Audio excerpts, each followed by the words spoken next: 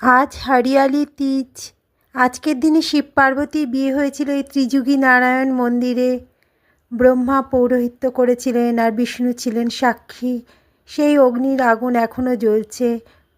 আজ আমরা এই তিজের পার্টি মানানোর জন্য এসছি বালিগঞ্জের হায়াত সেন্ট্রিক হোটেলে। তো হরিয়ালি তিজ, তাই পুরো গ্রিন কালারের ড্রেস, তার সাথে গ্রিন কালারের চুড়ি, হার দুল সব পরেছি। আর পিছনেও দেখো কত গ্রিনারি।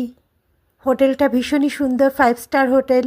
চারিদিকে সবুজে সবুজ গাছ দিয়ে সাজানো। আমাদের ড্রেসও তার সাথে গ্রিন কালারের।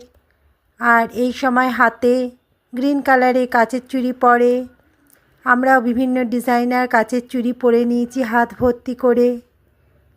হোটেলের সামনে চারিদিকে গাছপালা লাগানো, সবুজে সবুজ হয়ে আছে, একদম হরিয়ালি যাকে বলে।